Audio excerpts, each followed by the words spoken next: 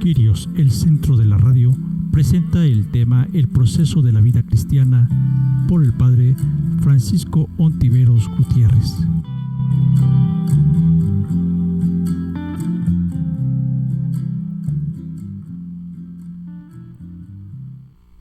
¿Cómo están?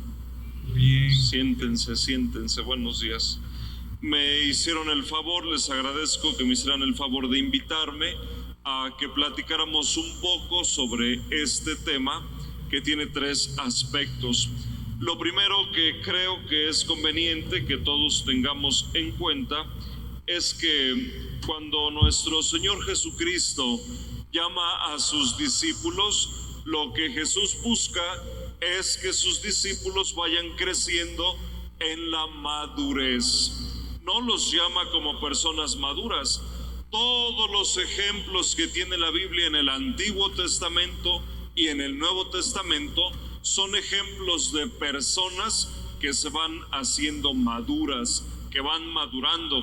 ¿Se acuerdan ustedes? Abraham, nuestro padre en la fe, pues mientras el Señor lo llama, él era una persona desconfiada y empieza a seguir al Señor y agarra con todas sus pertenencias y poco a poco va creciendo en el desprendimiento.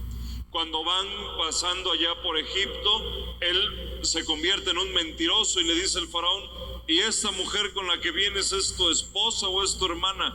Dice: es mi hermana. Es un mentiroso. Y poco a poco Abraham va creciendo en la fe. Lo mismo pasa con Moisés, lo mismo pasa con todos los personajes y lo mismo pasa con los apóstoles. Cuando el Señor los llama, a los apóstoles no les interesa la gente. Ven que ya es tarde y dicen: Señor, a esta gente le va a dar hambre, córrelos, mándalos a su casa por allá que compren, aquí no hay tiendas, y que ellos vean cómo se las arreglen. Ya después los discípulos van creciendo en el interés por los demás. La vida cristiana, lo que quiero decir con esto es que la vida cristiana es un proceso. Nadie de nosotros llega a un grupo, llega a la vida cristiana, llega a la iglesia, llega a una experiencia. Nadie de nosotros llega terminado. Y el que dice que ya está terminado es un mentiroso. ¿Me explico? Es un proceso. Todos los cristianos estamos en obra negra. Ninguno de nosotros está ya terminado. Estamos construyendo nuestra casa, construyendo nuestra vida cristiana, construyendo lo que nosotros somos. Todos, yo conozco mucha gente, seguramente ustedes también, que fueron cristianos ejemplares, cristianos valientes, grandes líderes en la Iglesia Católica, y que al rato se fueron a creer quién sabe en qué tantas cosas. Yo conozco muchas personas muy comprometidas, muy metidas en grupos de la iglesia, y que al rato se salieron y ya andaban creyendo hasta en otro tipo de cosas, en otro tipo de fuerzas y en otro tipo de realidades. Porque la vida cristiana es un proceso. Nadie de nosotros está terminado. Todos nosotros estamos construyendo nuestra casa, nuestra vida, poco a poco. Es un proceso. Y quien nos enseña, a quien tenemos que dejar lo que nos enseñe, es al Señor Jesús. Nosotros podemos engañarnos. Esa fue la experiencia de Ignacio de Loyola, lo acabamos de celebrar el 31 de julio. ¿Cuál fue su experiencia de Ignacio? Ignacio se dio cuenta de que a veces él se dejaba guiar por espíritus a los que él le llamó malos. Hacía cosas y él se dio cuenta: a ver, después de que hice esto, yo me sentí cansado, frustrado, molesto, enojado, inquieto, ansioso. Y dice Ignacio: pero después de que hice esto otro, me sentí alegre, feliz, contento, pleno, satisfecho, realizado. Y empezó a revisar. Cuando hacía yo esto, me sentía así, y cuando hacía esto, me sentía mejor. Y entonces él le llamó a estas dos cosas el mal espíritu y el buen espíritu, que no son cosas que vienen de fuera. Ignacio descubrió que el buen espíritu y el mal espíritu están aquí, en el corazón, en la mente. Y cuando yo entonces me dejo llevar por la rabia, por la ira que viene de ese espíritu malo que está luchando en mi corazón y en mi inteligencia, pues yo acabo mal, cansado, enojado, molesto, frustrado, inquieto. Pero cuando me dejo guiar por ese otro espíritu, por el buen espíritu como él le llamó, acabo feliz, contento, pleno, satisfecho. Y dice Ignacio, este es el gran descubrimiento para la espiritualidad de todos los tiempos. El gran descubrimiento de Ignacio fue: es necesario discernir. Discernir. Es necesario el discernimiento. Si yo no discierno, pues yo voy a andar haciendo las cosas como caiga, se me van a salir las palabras, se me van a salir los arranques, los impulsos, los enojos, y entonces al rato voy a acabar frustrado. Hay un cuento que ustedes ya se lo saben, ya lo han escuchado, de un albañil. Después de trabajar por más de 50 años con el mismo patrón, ya enfermo, ya cansado, ya con muchos padecimientos, el albañil va y le dice a su patrón: ¿sabes qué? Yo ya no puedo trabajar. Mis fuerzas ya no son las mismas, ya no tengo equilibrio para andar ahí arriba, estoy cansado, estoy enfermo, ya no puedo trabajar, yo renuncio. Y le dice su jefe: está bien, trabajaste conmigo 50 años, te voy a pedir un último favor porque yo sé lo buen albañil que tú eres. En aquel pedazo de tierra que está allá, construye una casa, como tú quieras. Tú eres muy bueno, construye una casa allá. Es lo último que te pido, ya luego de eso te vas. Y este hombre dice: pues bueno, ya que yo ya me quería ir, pero ni modo. Y empieza a hacer la lista, pide el material no alcanza, es insuficiente, lo hace rendir. Ahí la casa termina toda chueca, torcida, sin ventanas, con la puerta toda mal hecha. Va y le dice: ¿sabes qué? Ya acabé, ahí está lo que querías, yo me voy. Y su patrón le dice: muchas gracias. Se mete las manos a la bolsa, saca un juego de llaves y le dice: esa es tu jubilación. Así te quiero pagar los 50 años que trabajaste conmigo, con esa casa. Si él hubiera sabido que estaba construyendo su casa, no lo hubiera hecho así, ¿o sí? ¿Lo hubiera hecho a la y se va? Lo hubiera hecho bien. Nosotros todos los días estamos construyendo nuestra casa con nuestros enojos, dejándonos impulsar por el mal espíritu o dejándonos impulsar por el buen espíritu. Todos los días, a cada momento, con lo que hacemos y dejamos de hacer, con lo que decimos y con lo que nos callamos, con lo que nos permitimos hacer y con lo que decimos: yo no me puedo permitir hacer esto, con las puertas que abrimos y las puertas que cerramos, todos los días estamos construyendo nuestra casa. No es culpa del gobierno, no es culpa del sistema, no es culpa de mi historia, no es culpa de mi papá, no es culpa de mi mamá, no es culpa del padre, no es culpa de mi abuela, no es culpa de mis antepasados. Es mi responsabilidad. ¿Sí queda claro?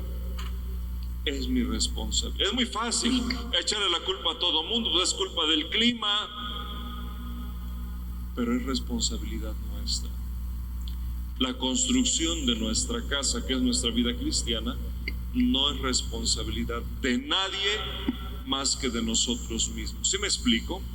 Entonces, miren, ustedes con este tema que ahora estamos platicando, lo que es importante que tengamos en cuenta es esto. 1, los discípulos van madurando poco a poco, eso es lo primero. 2, es mi responsabilidad no es responsabilidad de nadie más, es mi responsabilidad la construcción de mi casa. 3, yo soy el responsable de mi propia madurez. Hay cristianos, hay dos tipos de cristianos: cristianos inmaduros y cristianos maduros. ¿Qué características tiene un cristiano inmaduro? ¿Cómo es un cristiano inmaduro? Inconstante. ¿Qué más? Inestable. ¿Qué más? Tibio. ¿Qué más? Un cristiano inmaduro, ¿cómo es? De apariencia. ¿Qué más? ¿Qué otra característica tiene un mal cristiano? No da testimonio. ¿Qué más? ¿Qué más hace un mal cristiano? ¿Cómo? Es indiferente. ¿Algo más? Todo lo que han dicho está en el Evangelio, está en la Sagrada Escritura. Un mal cristiano es una persona, como ustedes lo han dicho, es un fariseo, alguien que actúa de apariencia. Véanme. Hay como una necesidad en nuestro corazón de recibir del otro su aprecio. Sí, y a veces nosotros somos conscientes y lo pedimos, pero a veces lo queremos a fuerza. Eso es lo que está detrás del fariseo, el narcisismo. Vean mi cara de piedad, vean que camino hasta como un santo. Por eso Jesús fue muy duro, ¿se acuerdan? 2 hombres subieron al templo a orar. Uno subió a orar y se salvó, y el otro solamente subió y punto.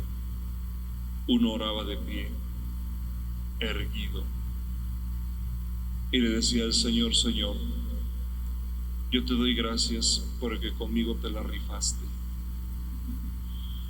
Soy bueno, pago el diezmo, hasta de la ruda, de la menta, del anís.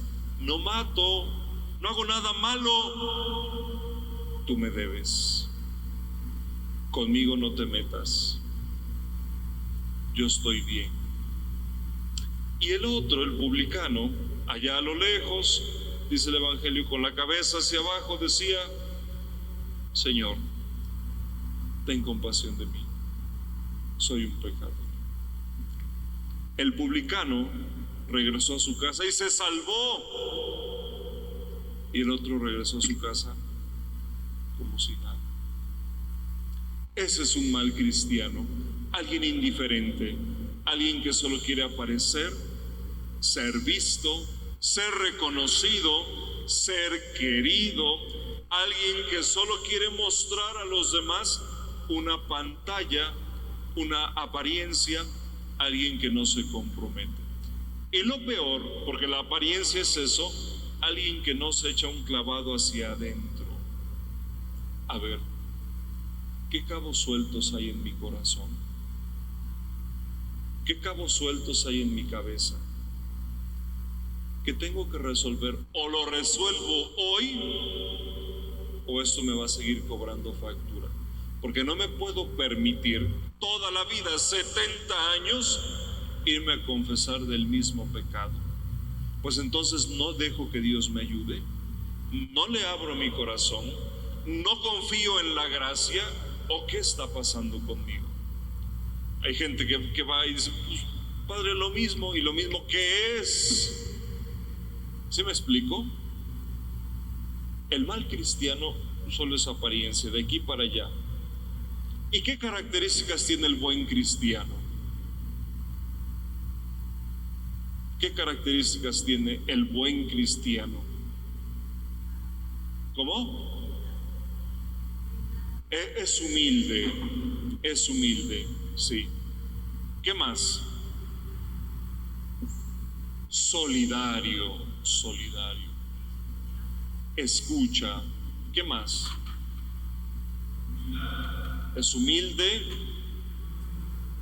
reconoce, ¿qué más? Generoso, sirve. Jesús es muy fuerte. Está a punto de morir, sabe que ya va a morir y no monta un drama. Jesús no es una persona inmadura que chantajee.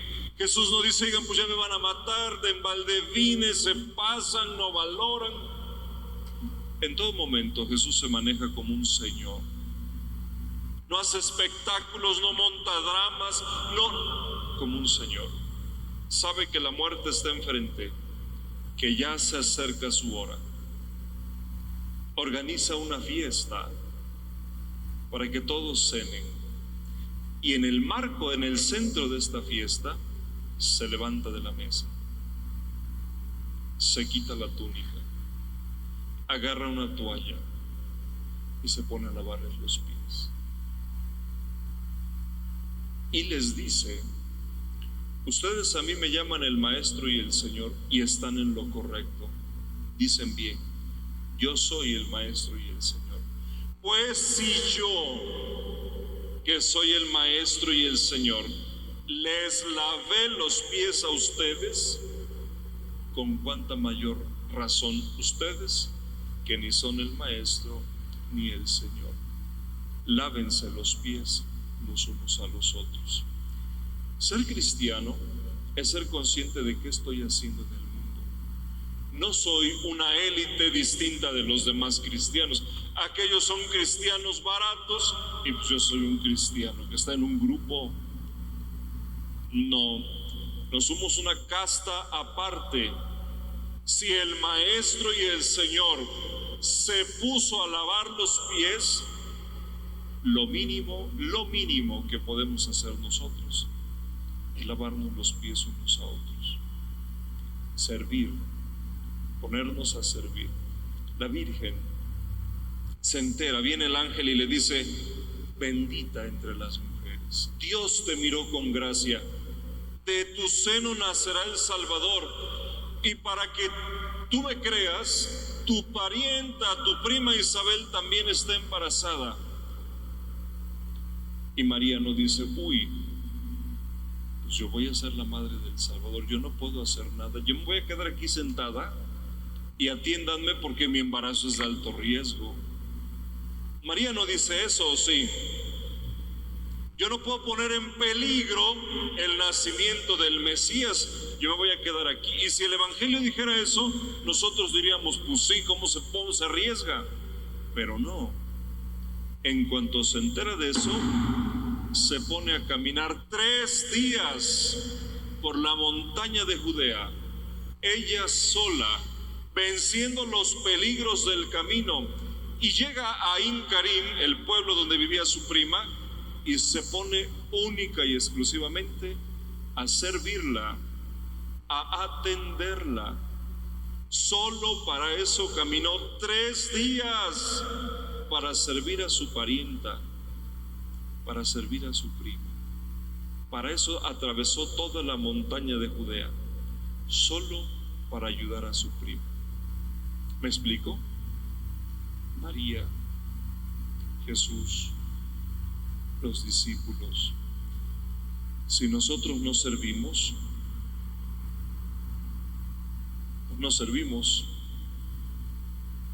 estamos llamados a servir a los demás. Entonces, esa es la madurez. ¿Qué características tiene un cristiano maduro? Son 4 aspectos, las 4 patas de esta mesa. Si una pata no está, esta mesa no sirve como mesa. No sirve. Se necesitan 4 patas. Lo primero que tenemos que tener para ser cristianos maduros es un buen crecimiento humano. Lo humano, que tiene que ver con tener limpia la mente. O sea, esto es todos los días tenemos que hacer un ejercicio para desintoxicar la cabeza de todo el odio que vemos por todos lados, del odio que nos siembran las noticias, que nos siembra la televisión, que nos siembran algunos personajes. Todos los días tenemos que bajarle a todo ese odio que se nos va quedando aquí, acá. Que mi papá me abandonó, que mi mamá no me quería, que mi mamá quería más a mi hermana, que mi papá quería más a mi hermano, que mis hermanos no sé qué, que yo trabajé mucho, que no teníamos dinero, que me dejaron, que me golpearon, que me hicieron, que me lastimaron. La primera pata de la mesa, el primer aspecto de la vida cristiana, es todo lo que tiene que ver con lo humano. Tener limpia la mente, tener limpio el corazón. Si eso no está, no funciona nada. Imagínense un cristiano que venga a orar aquí ante el Señor con el corazón lleno de odio.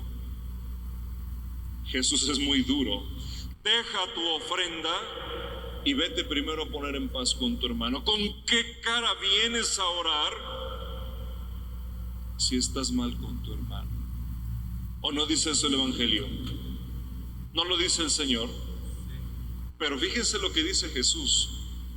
Si al dejar tu ofrenda en el altar recuerdas que alguien tiene algo contra ti, no dice Jesús que tú tienes algo en contra de alguien. Alguien tiene algo contra ti. No tú, alguien en contra tuya. Si cuando vienes aquí te acuerdas de alguien que está enojado contigo, que está lastimado, que está ofendido, que tiene una idea rara de ti, mejor deja tu ofrenda. Señor, no me puedo quedar, tengo que ir a resolver este problema. Y tienes que irte a poner en paz. Y entonces sí, después, toda la cara, vienes y presentas tu ofrenda. ¿Te me explico? Es lo humano, eso es lo primero. Hay que resolverlo todo en el momento en el que lo tenemos que resolver, porque si no nuestra vida se convierte en una casa con todas las puertas abiertas y hay que cerrar, hay que resolver, hay que enfrentar.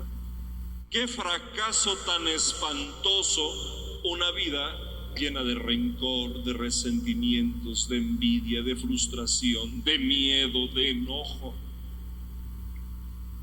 Para eso venimos al mundo. No, Jesús pudo haber dicho, oigan, yo tuve una vida espantosa. Jesús lo pudo haber dicho. Mi papá no es mi papá. Fuimos muy pobres, no tuvimos dinero. Cuando yo apenas iba a nacer, mi madre tuvo que huir para que no me mataran. Jesús tuvo todo para acabar como una persona mal de la cabeza. Y todo eso lo transformó. Todo eso lo transformó en fuerza en favor de los demás. No es un neurótico, no está mal, no está desequilibrado. Es una persona integrada, que se ríe, que ve, que está viendo las flores y se emociona al ver las flores y dice, mira la belleza con la que mi padre vistió estas flores. Ese es Jesús. Alguien que trabajó su aspecto humano. Esa es la primera pata. La segunda pata de la mesa, el segundo aspecto de la vida cristiana, es el aspecto espiritual. Todos nos podemos enredar pensando, yo soy una persona muy espiritual, y el demonio feliz, qué bueno que te crees eso. No. Una persona espiritual es una persona despierta, es una persona atenta. A ver, yo actúo movido por el buen espíritu o por el mal espíritu. ¿Quién me maneja a mí? ¿Qué hago? ¿Qué inspiraciones sigo? ¿Qué voces escucho? Una vida espiritual, como dice el Papa Francisco, se nota en la vida, en mi vida, en la manera en la que hago las cosas todos los días, se nota si rezo o no rezo, si oro o no oro, si me conecto con la fuente de energía que es el Señor. Todos conocemos las televisiones modernísimas de última generación. Así somos nosotros, y el Señor es la fuente de energía. De nada sirve ser una gran televisión si no está enchufada a la luz. ¿Me explico? Lo mismo, de nada sirve ser muy trabajadores, muy inteligentes, muy deportistas, muy atléticos, muy sanos, muy lo que sea, si no estamos enchufados a la fuente de energía que es el Señor. Si nos desconectamos del Señor, todo se viene para abajo. Él es la fuente de energía. Vamos a ver nuestra vida. ¿Qué dice de mí mi esposo, mi esposa, mi hijo, mi hija, mi padre, mi madre, mi suegro, mi suegra, mis vecinos, mis compañeros de trabajo, mis hermanos del grupo? ¿Qué dicen de mí? ¿Cómo se expresan de mí mis hermanos sacerdotes? ¿Qué dicen de mí? Porque cuando el río suena, agua lleva. Yo puedo estar engañado pensando que soy una persona muy espiritual, que soy un monje,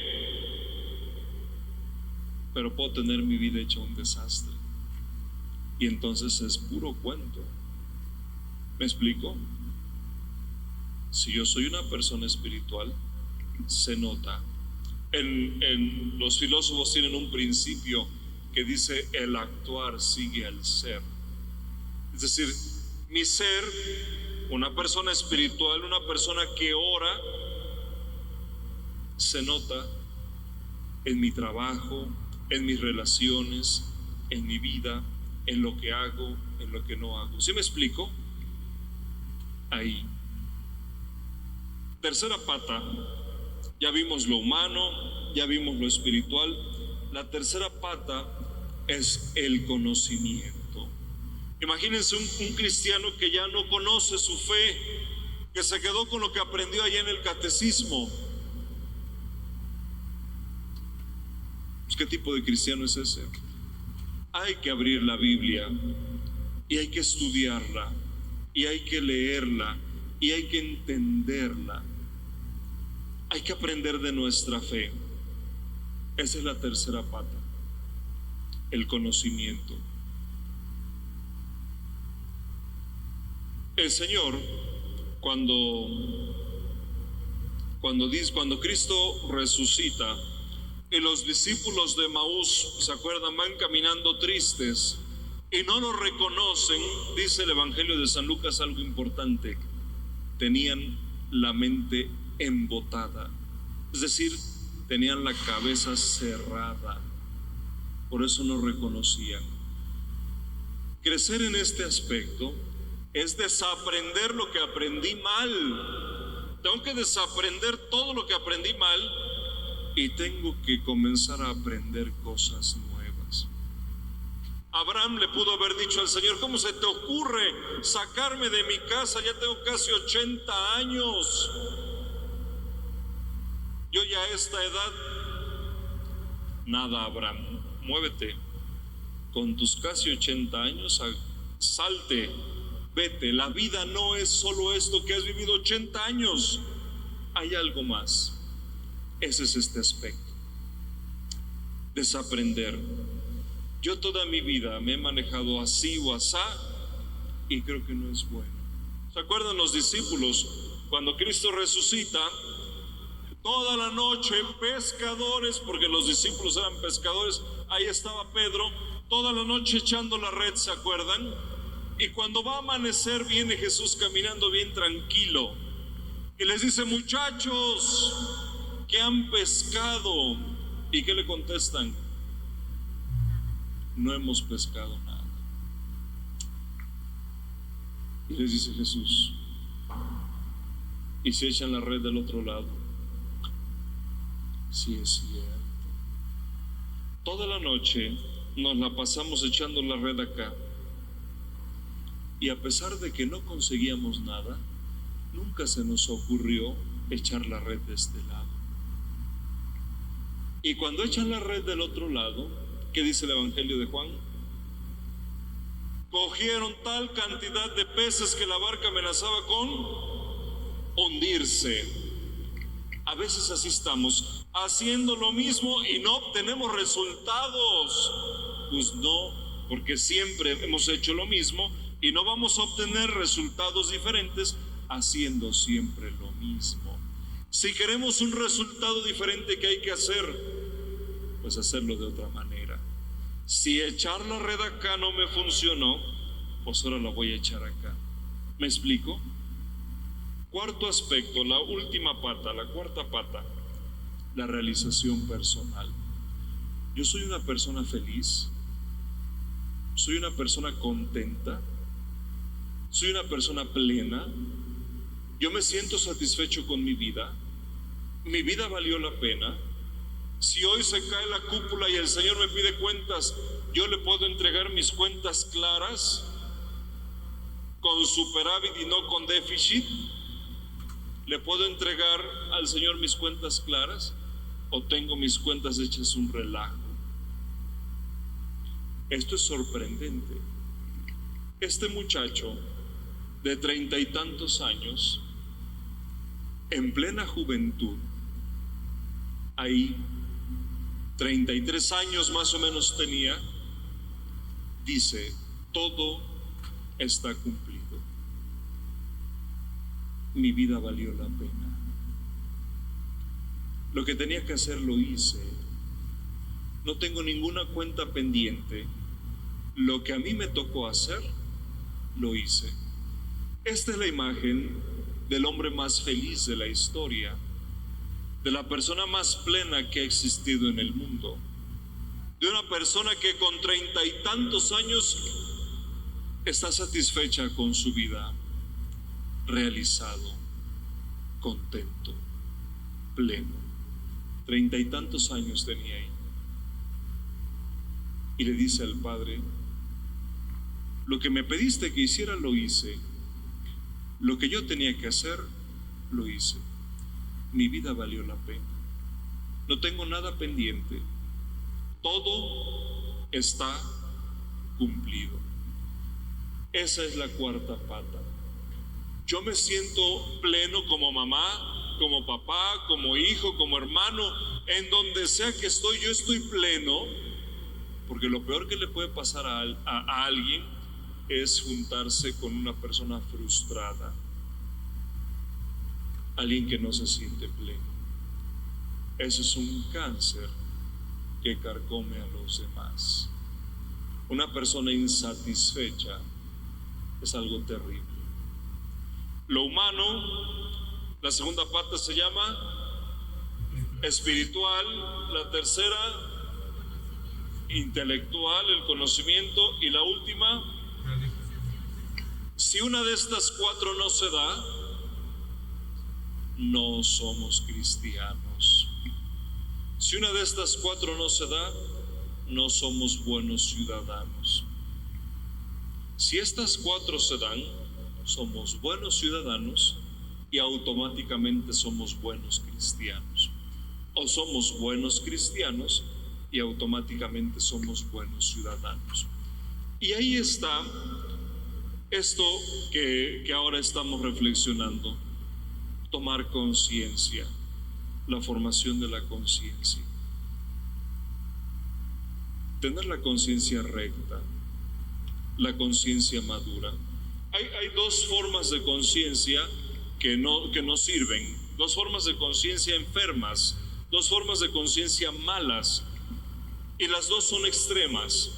Una es laxa, donde todo se vale, donde no pasa nada, donde todo se justifica, donde todo tiene una justificación psicológica, humana o la que sea. Y la otra es rígida, donde nada tiene justificación. Si yo soy laxo y todo lo permito, o si yo soy rígido y no permito nada, estoy en el extremo. Y los extremos, para los grandes investigadores de la ética, los dos extremos son vicios y los dos extremos están mal. Lo correcto está aquí en el centro. Y al centro ellos le llaman virtud. Virtud. El justo medio entre el exceso y el defecto. La conciencia recta. La conciencia recta. La conciencia clara.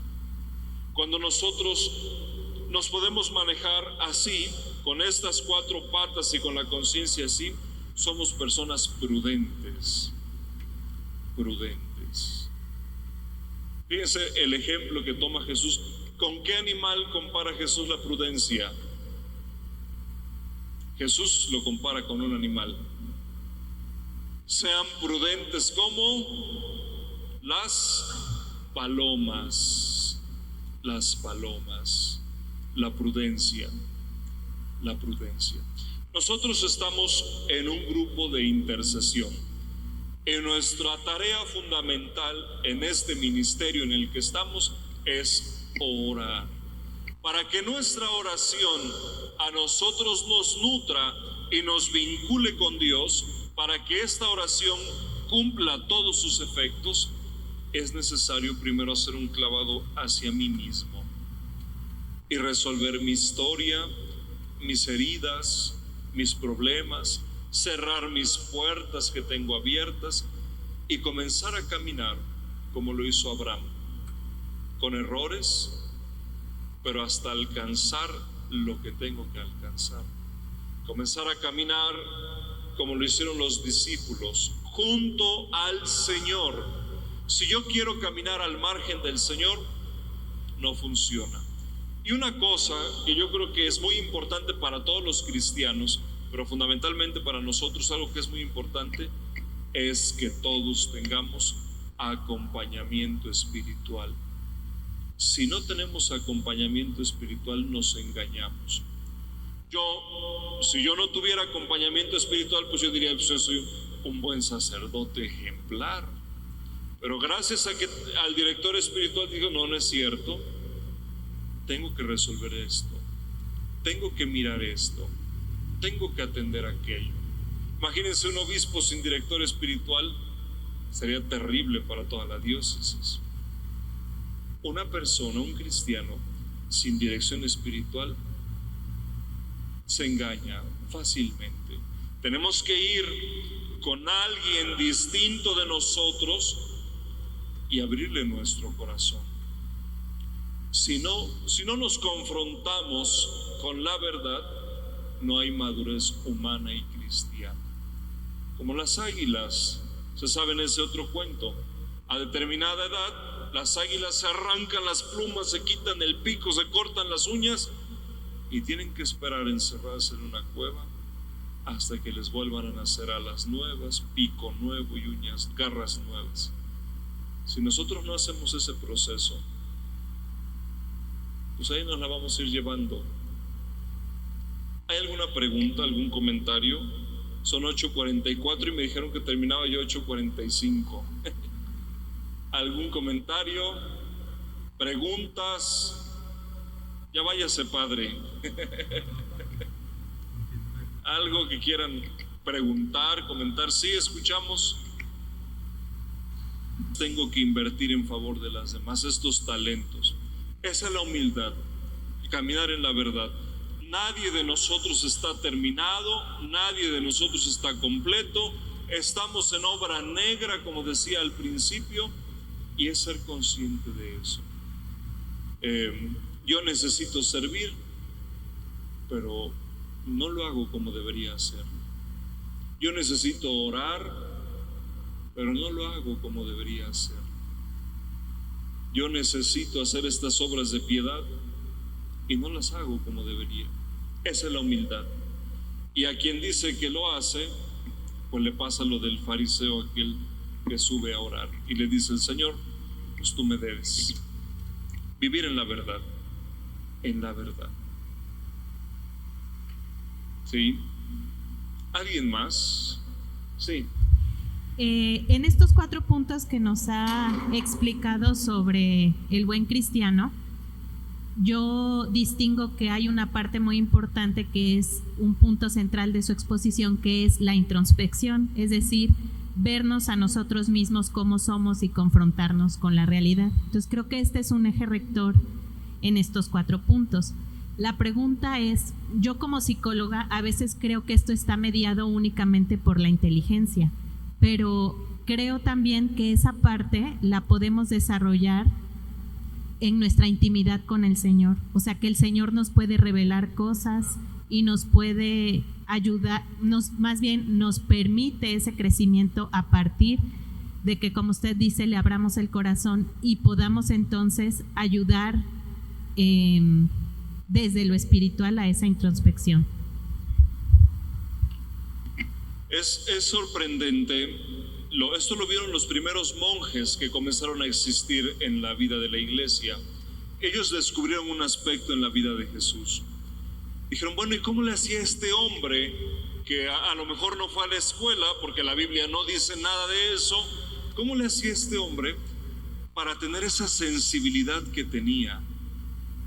¿Cómo le hizo para ser tan feliz? ¿Cómo le hizo para acabar realizado? ¿Cómo le hizo a este hombre? Y descubrieron en el silencio. ¿Qué dice el Evangelio? Dice que se iba a orar en la mañana, en la tarde, en la noche, en la madrugada, en el silencio. Apenas decía eso el Evangelio el domingo pasado, ¿no? Después de que multiplicó el pan, se fue solo a orar y los discípulos se embarcaron en la barca. Fue el domingo pasado. Dicen ellos, se la pasaba orando, meditando, haciendo silencio. Esa es una de las fuentes del conocimiento y de la introspección. Hacer silencio. En un mundo lleno de ruido, de espectáculos, de cosas así tan estridentes como en el mundo en el que nosotros estamos, se nos está olvidando que hay que hacer silencio. Y fue la clave de la vida de él, fue la clave de la vida de María, porque María es la mujer del silencio, y fue la clave de la vida cristiana de los primeros discípulos.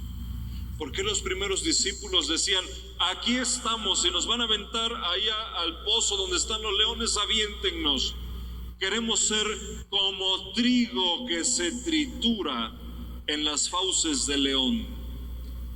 ¿Y por qué los cristianos de ahora decimos, ay no, vender boletos del diezmo yo no, colectar para el seminario yo no puedo? ¿En qué momento se acabó la pasión de la vida cristiana? Cuando se acabó el silencio, la introspección, que era lo que hacía él y los discípulos. ¿Alguien más? Padre, Sí. Tomando el ejemplo que nos ponía de el extremo, ser demasiado laxo o muy radical, y el punto de equilibrio, la virtud, una pregunta es, ¿qué invitaría usted al Ministerio de Intercesión para poder ser equilibrado, de acuerdo a lo que expuso? Sí.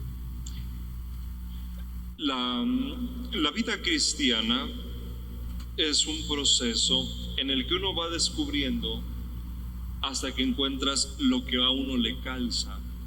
Por ejemplo, no tenemos que rezar como rezan las religiosas, ni tenemos que vivir como viven los monjes, porque a lo mejor eso no nos nutre, no nos dice nada a nosotros. A ellos les dice, a nosotros tenemos una vida distinta con otros horarios y a lo mejor no.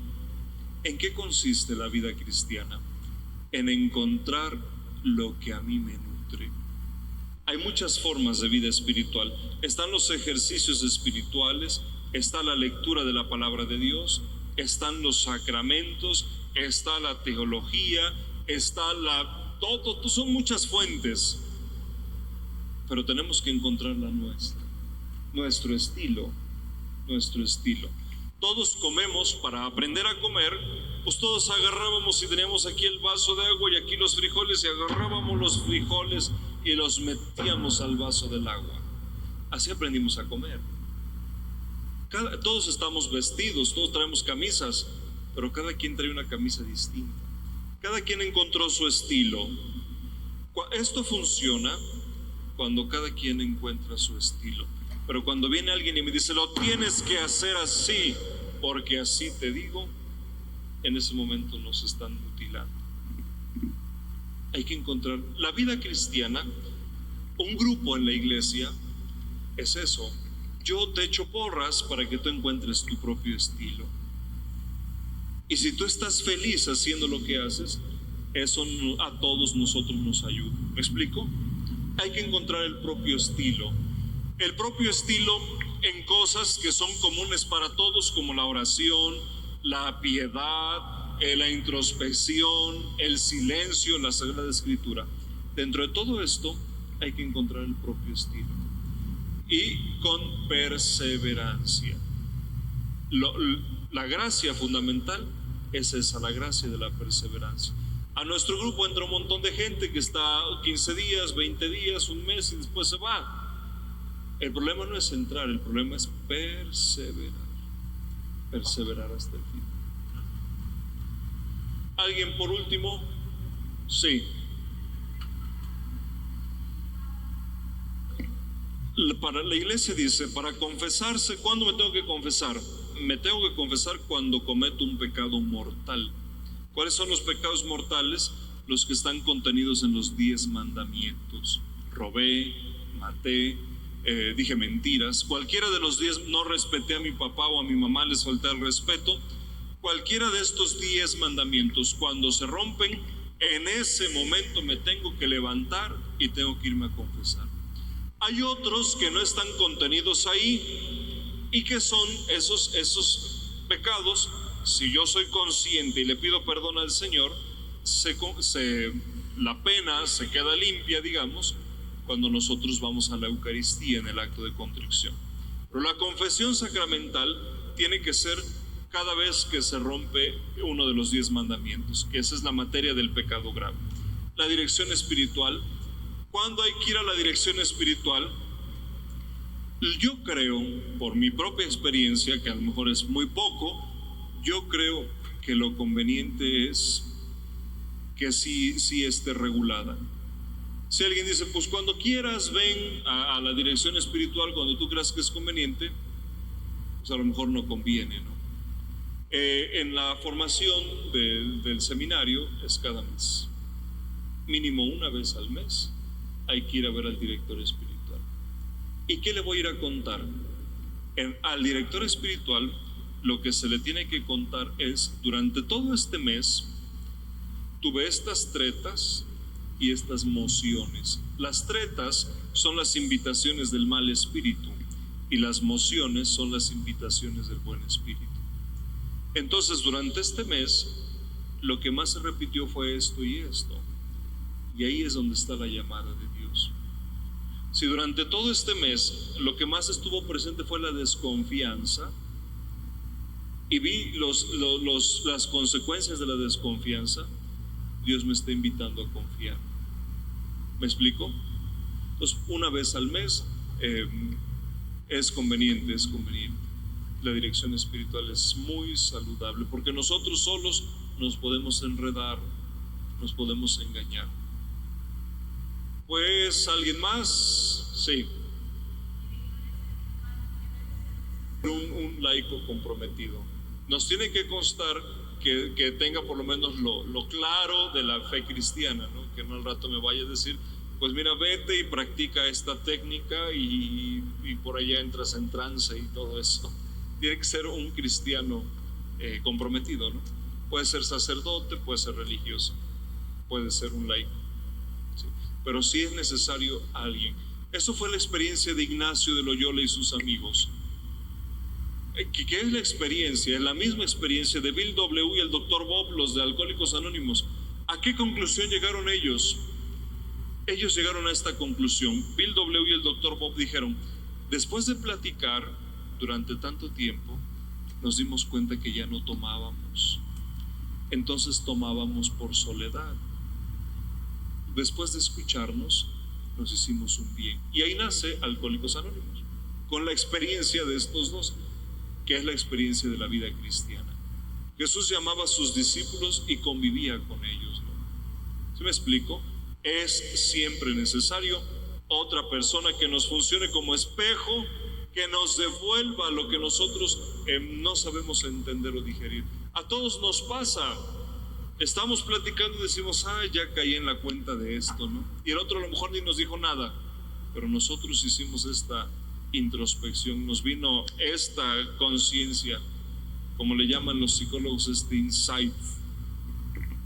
Gracias a todos por su paciencia, que Dios los bendiga. El Señor esté con ustedes, siempre y en todo momento su compañero de camino. Amén. Que el Espíritu Santo venga siempre detrás de ustedes para protegerlos de todos los males y peligros. Amén. Y que la bendición de Dios Todopoderoso, Padre, Hijo y Espíritu Santo descienda sobre todos ustedes, sobre sus familias y permanezca para siempre. Bajo tu amparo nos acogemos, Santa Madre de Dios. No desprecie las oraciones que te hacemos en nuestras necesidades. Antes bien, líbranos de todos los peligros.